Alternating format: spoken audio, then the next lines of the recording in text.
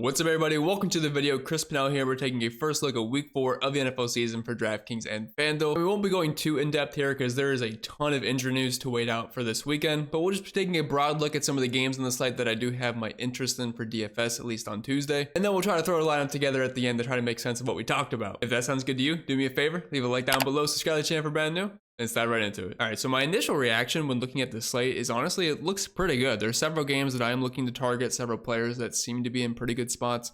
And there's obviously going to be players on teams that I like outside of the teams that we have on here, but I'm just kind of talking mainly game stacks right now. Then we kind of get more into it on Saturday when we go position by position looking at other players because, yeah, obviously I like Jordan Mason this week, but a lot of injuries on that team that would like to kind of get some more news on before I put him on here to have much interest in. Kind of a low scoring game versus the Patriots, but we'll save that for Saturday when we go position by position.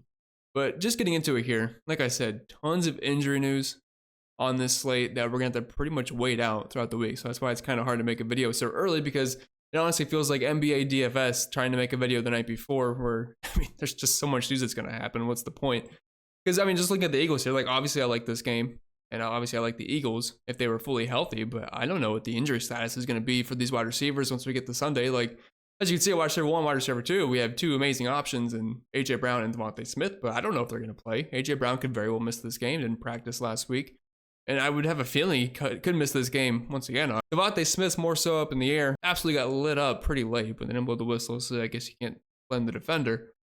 But, I mean, he could miss too. So after that, I know Britton Covey got hurt as well, so it could just be the Dallas Goedert show, so that's going to be a wait-and-see kind of thing. So right now, we kind of have to go off assumptions. Obviously with Houston, we don't know if Joe Mixon's going to play. Dameon Pierce is also missed, so it's like, ugh. Hard to talk about right now, but we'll try to get a general sense of what these games could make sense for DFS purposes. So up top, we'll talk about this Philly and Tampa Bay game. If everybody was healthy in Philly, I mean, this would certainly be one of the best spots to target. That Tampa Bay defense since last season has not been good versus quarterbacks or wide receivers. And Jalen Hurts, an excellent fantasy option at quarterback. A.J. Brown, Devontae Smith, elite wide receivers out there. But we just don't know as of yet. Saquon Barkley, no matter the matchup, is always going to be in play. He's been incredible in this offense so far, ripped off a near 70-yard touchdown last week. On the flip side of this, we do know that Tampa Bay is healthy. So Baker Mayfield, Mike Evans, Chris Godwin stacks, I think look incredible this week. Obviously, Jalen Hurts has more of a floor with his rushing upside. Baker Mayfield doesn't really offer you that. But that team overall is much cheaper. Like with the starters projected in for Philly, which again, I'm not here to try to project the depth chart on Tuesday. We'll let the injuries figure themselves out by Saturday, and then we'll have a better idea of how this slate could shake out. But they are much cheaper, almost $1,000 cheaper across the board with full starters in. And if we're looking at like projections, Baker Mayfield have around 19 points, Mike Evans at 15.7, Chris Godwin at 16.6. You're looking at how they project out as far as quarterback wide receiver stacks. I believe I have them 4th, just behind Cincinnati, KC, and Houston. And at those price points, it makes a lot of sense. 45 point over under in this game, pretty tight spread overall. I believe it's 2.5 points. So for me personally, this is one I'm definitely looking to target. Tampa Bay and Philly have both been better versus the run than they have been versus the pass. So both quarterbacks and both passing attacks in this game look really good. And moving on to this Houston and Jacksonville game, I do think it has some appeal for DFS purposes. And I think we all watched the Monday night game. It was atrocious from Jacksonville. They didn't even show up. Trevor Lawrence was spinning a ghost for some reason. I'm not sure what that was about, but that man was terrified every time he dropped back. Then they bring in Mac Jones. He fumbles on his very first drop back, and it was just they didn't even show up. It was terrible. But there should be greener pastures ahead. It'd be very difficult not to. All you gotta do is show up. But I do have interest in this game. We have a 25.8 implied team total for Houston, only 19.8 for Jacksonville, 45.5 point over under. I do have more interest in the Houston side of things. I would say Jacksonville is probably more intriguing as like run back options if you do want to stack this game up, because there is 3 wide receivers that are viable in that offense. We will see what the status of Evan Ingram is, but Bretton Strange did score a touchdown versus the Bills last night, and if he ends up starting once again, he could be a somewhat interesting value option for a weird GPP run back stack. But overall, I mean, these teams have plenty of options. Like for CJ Stroud, we can easily pair him with Nico Collins, who's the alpha dog in that offense. Then Stephon Diggs, Tank Dell are of course in the mix. And then for Jacksonville, it's not going to look as appealing. The names definitely drop off a bit, but we have Christian Kirk, Brian Thomas, Gabe Davis, all very viable options. We will see what happens with Evan Ingram this week, but probably won't have too much interest in either. Now, the game of the week, this is where all the ownership is going to be this weekend. Both the highest owned quarterbacks on the slate for me, early projection-wise, are in this game. We have Arizona versus Washington, Kyler Murray versus the NFL's new Lamar Jackson, Jaden Daniels, who threw an absolute dime on the side of the end zone to Terry McLaurin on, 3rd and 8, with pressure in his face, getting smacked to seal the game. It was a beautiful throw. Really nice to see. I think it was 19 for 21. And they gained just incredible performance. I love watching Jaden Daniels. He looks like the real deal. And I want all the pieces to this game that I can handle. 27-point implied team total for Arizona and 23.5 for Washington Commanders. 50.5 over-under, which is the highest of the week. Both these defenses can be scored on, but the Washington defense specifically is just absolutely horrendous. So give me all the pieces that I can handle in this game, mainly from the passing attack, although I wouldn't rule out playing James Conner. But we have Kyler Murray, 6.8K. He is firmly in play for cash games. And I have Jaden Daniels down here at 6.5K, which honestly, I think if we had pricing after the Monday night game instead of beforehand, we'd probably see Daniels in that 7K range. So he is my highest projected quarterback, raw points-wise, and then point per dollar-wise, he's also at the top. And just a great spot overall. I think everyone's going to play Jaden Daniels. I would expect him to be the highest owned quarterback this week. So if you are playing cash games, for me, at least early on, it's either Kyler Murray or Jaden Daniels. I don't think you can go wrong with either. The thing with Kyler Murray is, at least for tournaments, is they're just better stacking options. I mean, you have Marvin Harrison Jr., who's obviously a stud, Michael Wilson, Greg Dortch, as wide receiver 2, wide receiver 3, pretty much the same thing there. Trey McBride is going to be a question mark. He got hurt late in the Detroit Lions game, and as well as Sam Laporte. Just tight end is just in absolute ruins so far this year. We will see if he plays. If not, obviously it's a bump to all the wide receivers. But if Trey McBride does play and is fully good to go, just everybody in that offense is going to be viable. As for the Washington Commanders, kind of hard to stack with Jaden Daniels. You don't even have to stack with Jaden Daniels. If you want to play him naked, that is perfectly fine. It was nice to see Terry McLaurin finally get going. And Zach Ertz had a pretty decent game as well. Austin Eckler left with a concussion. Brian Robinson got into the end zone, but was horribly inefficient on the ground. So for me, a lot of it's really just liking Jaden Daniels, and I could see myself getting to some McLaurin with him. But I would rather stack with Kyler Murray than I would with Jaden Daniels. I think he's perfectly fine naked, but so are both. I'm just talking for a tournament aspect. And then moving on to Cincy and Carolina, a lot of this just has to do with the Cincy side of the ball. Although I think Deontay Johnson is one of the better wide receiver plays on the entire slate this weekend. Adam Thielen is going to be placed on IR, and Andy Dalton slings the rock. He's played just a couple of games with the Panthers, but when he plays, he slings it. And he actually doesn't look too bad doing it. So I have Deontay Johnson as one of my best value plays, wide receiver, $5,600. I definitely think he makes a lot of sense there. Plus, if you are stacking Cincy, he's just a natural run back option. As you would expect the Panthers to be trailing this game. They have a 21.5 implied team total. Cincy coming in at 26 points, 47.5 over under in this one. And the Bengals are 0-3. They really need to win at some point. I think they'll win this game, but I thought they'd beat the Commanders too, and that obviously did not happen. But lots of great options, obviously, in the Cincy. And it starts with Joe Burrow and Jamar Chase. Incredible games from both of them versus Washington, but I'll be honest, if they did not have a game versus Washington, things were looking really, really grim for their fantasy outlook. But they got it together in the best matchup you could ask for, and they get another pretty good spot here versus the Carolina Panthers. But the price points on them are both pretty good, in my opinion. $6,600 for Burrow, $7,700 for Jamar Chase. I think Chase is an 8K player. Slow start to the year, but finally put it together. Chase over 100 yards, 2 receiving touchdowns last week. And T. Higgins and Yoshi Voss are both going to be decent options. I don't think the projections on either are going to be extremely different, at least for this week. T. Higgins still working his way back in. And Yoshi Voss hasn't been bad. I mean, he's been scoring touchdowns, and he's been productive on the field, so I don't think he's going to be going away. And me and Yoshi are tight now. I didn't know how to pronounce his name at the beginning of the season, but he won me a tournament last night. 5% owned because he caught that pass at the very end on the sideline, and that is all I needed to get thrust into first. So I appreciate it, Yoshi, and I won't forget how to pronounce your name anymore. And then we also have Mike Gesicki at $3,500, and outside of Jamar Chase, I mean, I have all of them pretty much projected right around 9-ish points. So I mean, it's all solid. I think the price points are low enough to where the Cincy stack will garner some ownership this week, but rightfully so. And if you're looking at projection-wise, they are my top offense of the teams that I'm looking at right now. Second in quarterback wide receiver stacks, and then first overall for the entire team. So definitely going to have a lot of interest there. I'm sure most people will as well. And I do not have any interest in the Chargers in the slightest. Just an ugly offense. They're dealing with some injuries with Justin Herbert. Just not too interested there. But I do have the Kansas City Chiefs, specifically pretty much just Rashee Rice. I know he does not have the name value of Justin Jefferson, AJ Brown, those kind of guys, Jamar Chase, but it's time to treat him like an elite level wide receiver. He is Patrick Mahomes' #1 guy. Travis Kelce, well, I don't think they're phasing him out. He might be getting a bit dusty. He's not as involved as he has been. Maybe later on the season, they'll start going to him more when they make the playoffs. I'm sure Travis Kelce will have some insane run like he always does. But right now, Rashee Rice is the guy in that offense. And when you are the guy for the #1 quarterback in football, at $7,300, honestly, he should be close to $8,000. So I will have a lot of interest in Rashee Rice here. High implied team total for the Kansas City Chiefs.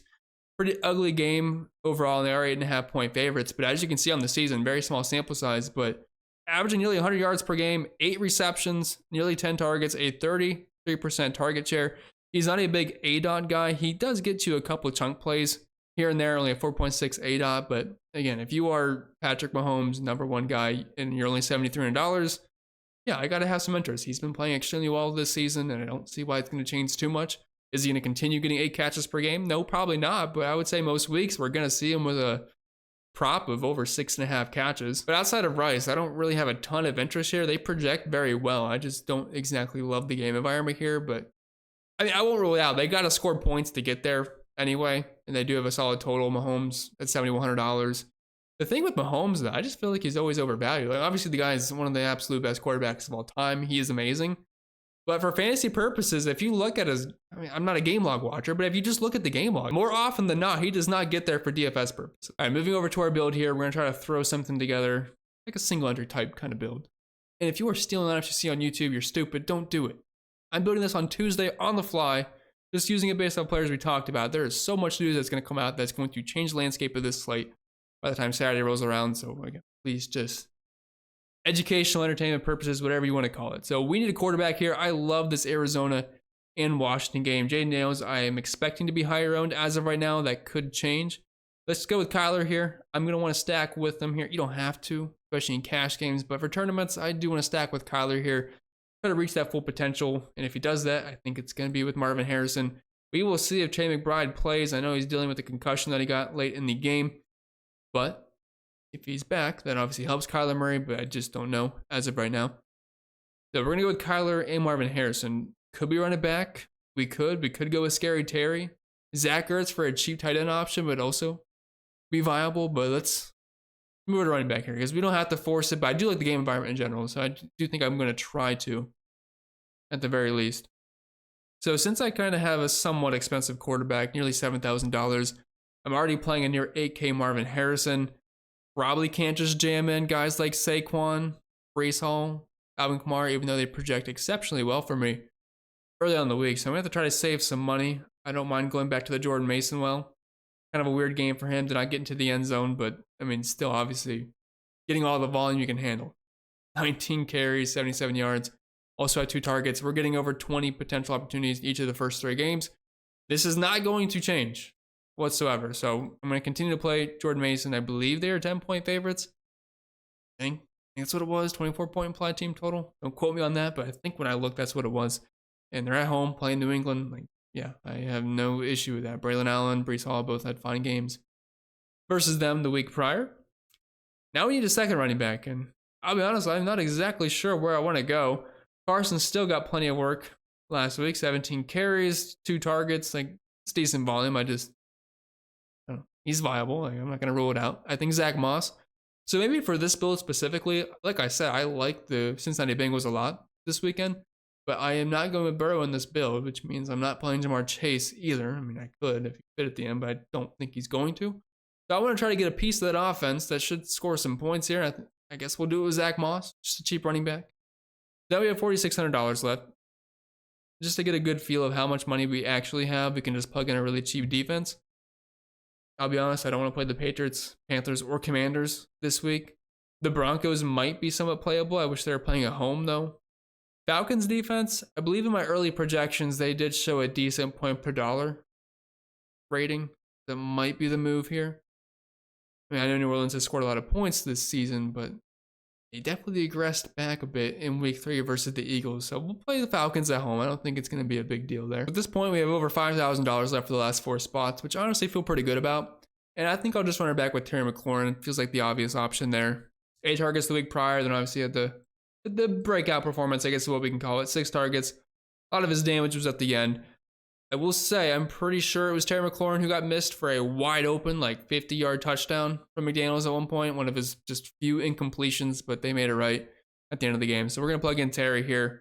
Really like the way this build is looking. Like I said earlier, I like Deontay Johnson quite a bit. If Deebo Samuel is out once again and George Kittle, Juwan Jennings, I mean, do not expect him to get 12 targets and 11 catches ever again for nearly 200 yards and 3 touchdowns. He's not Jerry Rice, but he would definitely be an option once again. But I like Deontay Johnson here. No Adam Thielen, Andy Dalton slinging the rock. And we have a little bit of correlation here where we're playing Zach Moss, assuming that the Bengals are leading and they can ground and pound a little bit, and the Panthers are trailing. So we have Deontay Johnson. So I don't hate that. $4,500 left. We can grab a tight end here. Tight end's just been so terrible so far this year. I think everyone played Brock Bowers in cash last week, and I didn't really dud, but 7 points compared to the first couple of weeks were definitely disappointing. If all of the options are out in Philly, like let's say Devontae Smith, AJ Brown are out, I mean, Dallas Goedert's going to get targets. He was already targeted last week. 11 targets, 10 catches. Had that really nice catch at the end, just a drag route, and then just almost took it all the way to the house, but just got stopped short. But looking at this, we only have $4,000 in the flex if we play Dallas Goedert, and I really don't think there's going to be many options that I like down there, so we're probably going to have to save some more money. I think Hunter Henry would be a decent option versus San Francisco. You just got to assume they're going to be trailing. If I didn't already have McLaurin, I would say Zach Ertz would be viable. Could just throw a random one in. I know we already have a Bengal, but I mean, $3,500 tight end, who cares? $5,600 left for the flex. That looks so much better than the 4K range. And several options here. I mean, we have Jennings once again, Bowers, Steele. If you wanted to go with another running back. Shaheed, I know he blanked everybody. I mean, I was surprised at the ownership. I thought he would have some decent ownership last week, but it was a lot higher than I anticipated. We have several options here. Cam Akers, if Joe Mixon and them are out once again versus Jacksonville, I mean, $5,300. Nearly the same play as last week. So I'll let you guys use your imagination there. But just from a really quick throw together build for the guys that we already talked about, I don't think that looks terrible roster construction wise. You have Kyler Murray stacked with Marvin Harrison Jr., Brandon back with Terry McLaurin, Jordan Mason, Zach Moss at running back, Deontay Johnson with no Adam Thielen, and a Dalton slinging the rock. Gesicki, he fit. Falcons defense, cheapest one that I just don't think is going to give up 30 points. And the flex is up to you. Use your imagination. With that being said, that's all I got for today's video. So I hope you enjoyed. If you did, make sure you leave a like down below. Subscribe to the channel if you're brand new. If you have any questions, comments, concerns, you know where to leave them down below. I wish you all the best, and I'll see you all next time.